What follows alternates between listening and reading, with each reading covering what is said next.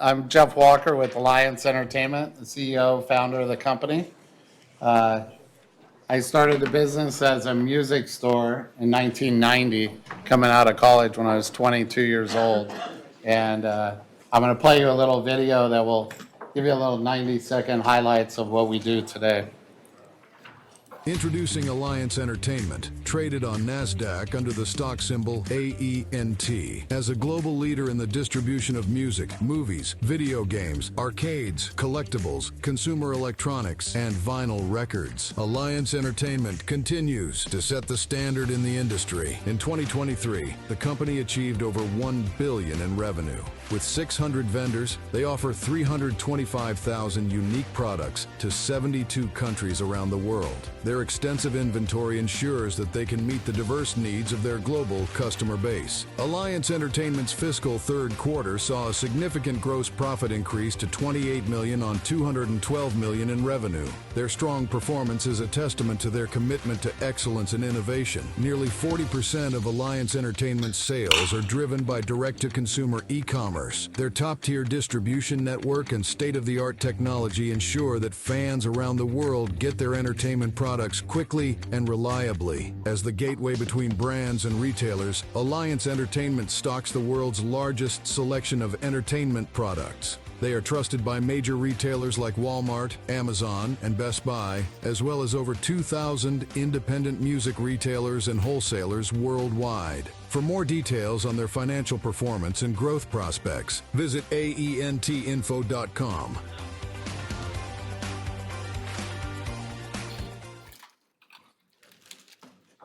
So that's a really nice 90-second highlight of what Alliance Entertainment is all about and what we are currently doing. We have a complete PowerPoint deck here, which ultimately is the long version of what you just saw in 90 seconds there. I think a couple of key components that I want to speak to is I'm going to run through here real quick. So real quick, it's Bruce Ogilvie and myself. We're the two founders of the business. We've been operating this business since 1990 and have grown the company from a single music store to where we are today with over $1 billion in revenue. We were able to do this through significant acquisitions over the last 20 years, moving ourselves from just a music retailer into video wholesaling, music wholesaling, video games, and collectibles, primarily through acquisition. As we did that over the years, we were able to maintain 100% ownership of the company, being very frugal with our working capital, doing acquisitions with asset-based lending and seller carry forward. So we got to our a stage a couple of years ago where we were up over $1 billion in revenue, and we decided to move ourselves into the public market. We did a SPAC merger. We were one of the last ones to do that and closed February 10th of 23. As some of you probably know, that was the end of most SPACs at that time, and we had a 99% redemption. So we raised $1.7 million, and we did a follow-up round in July of last year for another $4 million. And so currently we have about just over 50 million shares outstanding and about 3 million shares in our float. Bruce and I rolled over 100% of our equity into the business, knowing that we wanted to continue to grow this business forward as we're moving forward. So we're on a pretty good run on our stock right now. We just hit 52-week high today, and it's been a big run. We did bottom out. You guys can all track it at 70 cents last December, and we're just up over $6 here today. We see a lot of upside in the business going forward. You saw in the video there a highlight of what we do. We're a leading distributor for entertainment brands. We're focused on entertainment products. So open accounts with Universal, Sony, Warner on the music side, all the studios, Disney, Fox, Paramount and so forth on video, Microsoft, Sony, Nintendo. And then we get into Arcade 1-Up, Funko, Mattel, Hasbro on all the collectibles, and Lego on that side. We are a stocking distributor. We came up from the music side, and we were basically considered a one-stop. So if you own a music store, you were able to go to the one-stop, get all the music you wanted for your store in one box and one solution there. We've continued that as we got into e-commerce. E-commerce really exemplified why a one-stop matters, because it's that long tail selection that e-commerce needs. So today we're currently at 325,000 unique SKUs in all the different categories. And even an example in vinyl records, I think we're over 35,000 new vinyl record titles that are in stock, available for all e-commerce. On the right-hand side, we are connected with all the major retailers. To generate the volume that we do, obviously we have to be selling to the big boys out there.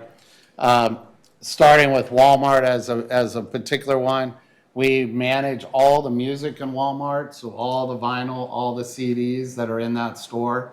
We're getting them more than 100 exclusive vinyl albums on a yearly basis for Walmart in particular. We do a lot of fill-in business and a lot of business with Amazon worldwide. Costco, we do all the Xbox for Costco. So Xbox, if you buy an Xbox at Costco at the club or online, those are all coming through Alliance. And then we do heavy stuff with Best Buy. Target, we do all their internet fulfillment for music and video. Some of you guys might have tried to buy the Taylor Swift over the weekend that just came out that sold through like crazy. It was an amazing story on that. They sold 300,000 units of a four-disc vinyl Target exclusive on Friday in the stores. They were launching it online. Alliance was going to fill it starting midnight Friday night. They sold out within an hour, 25,000 units. We got another 25,000 units from Universal. That sold out quickly. Universal got us 100,000 units on Sunday afternoon. They launched those, sold through those in about 12 hours. So now we're in the process of shipping out 150,000 units direct to consumer for Target. Why are we able to? We're really the only ones in this space that are able to do that kind of business in the entertainment area. It's a great position for us to be in. And I think, as you saw in the video, about 40% of our business today is e-commerce, direct-to-consumer fulfillment. So those orders of the Taylor Swift will have a Target label on it. Looks like it came from Target, came from Alliance's warehouse, and it's a big sales lift for us there. A couple real quick things. A closing price $495. This was a few days ago. I think we're a significant up over that. Kind of give you the highlights there as far as shares and so forth. I'm going to pass up that one. Exclusive distribution is a really key component to our business and an area where we're really developing more and more going forward. What it means is that we're the exclusive distributor of certain SKUs or products for the entire U.S. market. And so Amazon needs to buy it, Walmart needs to buy it, Barnes needs to buy it. They need to come to us. And a good example is if Universal Music, let's say, has Taylor Swift. We are doing the fulfillment for Target, but if Amazon needs that title, they go to Universal for that title. In particular for us, we have significant amount of exclusive distribution, which is really valuable for our business. Distribution Solutions is our video side. Over 120 million of DVD business. It's studios that are selling through us. We're the exclusive distributor for Criterion Collection. Some of you that like their product, might be familiar with them. We do all of their distribution in the US. Our AMP division is independent music division, homegrown. Right now it's 80 million in revenue. Some of the key artists in there, we did the Usher new album that he had during Super Bowl that came out earlier this year. We currently have the Shabuzi vinyl and CD on through Amped. He's not going through one of the independent labels, and that's a top title right now. Mill Creek, we license product from the studios, so we're licensing from Disney, Sony, Universal. A couple of the titles in there. One of them is the complete collection of Magnum PI. We're the exclusive distributor of that. We do all the packaging. We do all of that aspect. Arcade One Up. We got into this business through an acquisition 4 years ago. We really developed this business in the US. It's arcades, Pac-Man, Miss Pac-Man, stand-up, Mortal Kombat, all of those ones. A pretty significant business. We're running, trailing 12 months, $75 to $80 million a year of arcades. We were able to, because of our customer base, we were able to put arcades up for sale on virtually every website. So when you go to Amazon, Wayfair, Home Depot, Target, Walmart, Kohl's. So if you just type in Google Pac-Man arcade, you see all the people selling those. That's the same arcade coming from our warehouse that we're fulfilling on behalf of all those retailers. It's a great business model. And in that particular case, obviously those retailers love that. They've got product for sale. They have no inventory risk. They do the sale and we drop ship it. We put their name on it. It goes to their customer. Big business on that with Amazon. Black Friday, we sold 1,500 arcades on Amazon for $650,000. Acquisition history here real quick. Very important component for us. We built this business doing acquisitions along the way. They're led by myself or Bruce. Both of us are leading acquisitions. We're sourcing them. We're negotiating them. We're doing all the fighting with the sellers, all that kind of stuff. And then we get into the integration of that after we close that acquisition. Some really significant ones. The first big one I want to mention is we had Super D, $194 million distributor. We acquired Alliance, which was running $700 million back in 2013. We did buy that from Platinum Equity and Gores Group, and we were able to 100% finance out with asset base and seller financing. Subsequently, we went into gaming, toys, collectibles, and so forth. Our last one was in 2002. We're in some active acquisition conversations right now. One pretty significantly far along, and it's a big focus for us right now. Real quick on automation and so forth here. Our warehouse in Louisville, Kentucky is very automated. It has a lot of sortation machines, packing machines, all sorts of aspects like that. 2 years ago, we put in this auto store system. It's robotic automation. It's a retrieval system. It's very beneficial for us. It was a $10 million purchase that we leased for 3 years. It is saving us about $3.5 million a year on payroll savings right now. It's been a big win. I'm not going to go too far into all the financials right now. It's in the deck and in the highlights for everybody. I think one other topic I want to talk about real quick is I want to get everybody a little bit up to speed on what's happening in the video industry right now.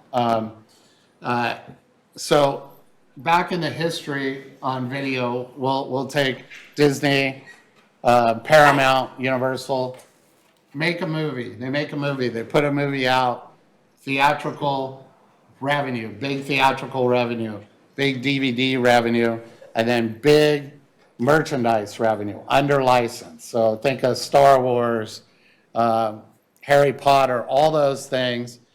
That merchandise business under license is a very huge business for studios, game publishers, anybody with big franchises. So keep that in mind. Today's world, it is theatrical, digital revenue, a smaller piece of DVD business, still a huge merchandising business. That's what it looks like today. And in today's world, what's happening is those studios are looking and going, do we still want to be in the DVD business? It's a smaller portion of it for us. We have to manufacture product, own product, sell to Walmart. The big three customers for DVD right now, Walmart stores, Amazon, and Alliance. And Alliance covers a lot of e-commerce, Barnes & Noble, a lot of other smaller components there. So right now, they're looking at it going, is that their core business? Today, we're in a final stages of one of those studios moving over to Alliance under a license agreement. And so we would be the exclusive distributor of all their catalog as well as all their future movie content under a license agreement. So in that example, they're all looking to move DVD from themselves doing it all into their licensing department. So DVD would be another consumer product, just like a hat, a t-shirt, shoes, anything, toys, figurines that they license with their IP. It's a very big opportunity for us because not only do we move into a license model, but it's improvement of margin in the 20% of the DVD business that we already do, but we also pick up the DVD business of Walmart and Amazon under a license model for that. We see the transition of that over towards Alliance pretty significantly with all the studios over the next couple of years. It's a huge opportunity for us. Why are we getting it? We're really the big boys in the distribution of DVD. DVD is continuing to be really a collector item. So we're doing steel books, we're doing more collectible items within DVD. People still want to have their favorite Top Gun movie or Gone with the Wind or whatever on DVD in their collection that they can pull out and have a collection of DVD there. So that's the huge opportunity for us. The next part is that merchandising part, where licensees and so forth. There's a huge amount of entertainment product that is licensed. That particular aspect for us, we're seeing a lot of acquisition opportunities in there where we can pick up different products that are licensed to expand our selection along the way there. So I'm going to stop right now and open up for questions because we got a few minutes. Yeah, Jeff. So I was fortunate enough to tour your facilities, and Yes. they're amazing. One of the growth aspects of the company is that you plan to get in more to the collectibles. You mentioned that. And I was wondering about the challenges that you might have in terms of collectibles, because with the CDs and DVDs, you have this automation situation, and then with collectibles, you have maybe more, I would believe, more labor intensive because the boxes are a little bit different and so forth.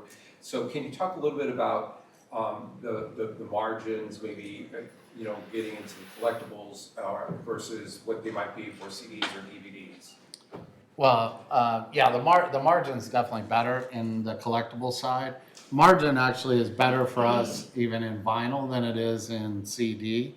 But we need that extra margin because of packaging and things like that. We definitely, part of our success is how we package products to go out to the consumer on a direct-to-consumer or even in bulk to independent stores and so forth that we sell to.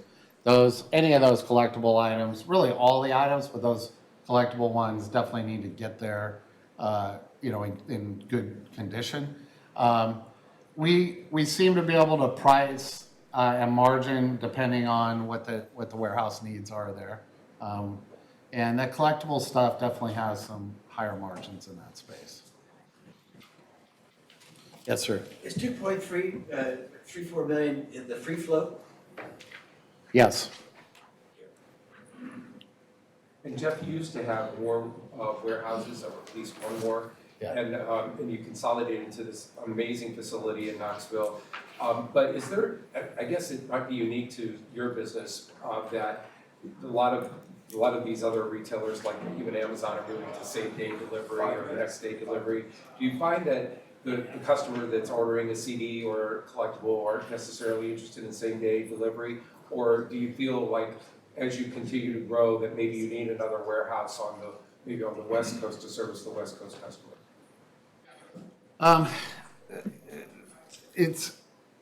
There was a really big push to really fast delivery. Now it's easing up a little bit on some stuff there. I don't think I think all the big e-commerce guys are all trying to.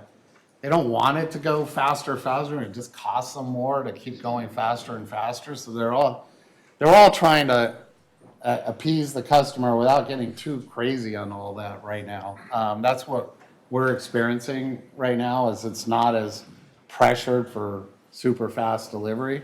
For us, if it makes sense, we can go to the West Coast. I will say that right now, having one big warehouse doing over $1 billion in revenue out of it is very, very cost effective. That is part of our winning formula right now, is the magnitude of the volume that goes through that facility. So there is an opportunity to potentially move some faster moving product to the West Coast, but you still really want to have the bulk of the long tail selection in one warehouse and not spread that out.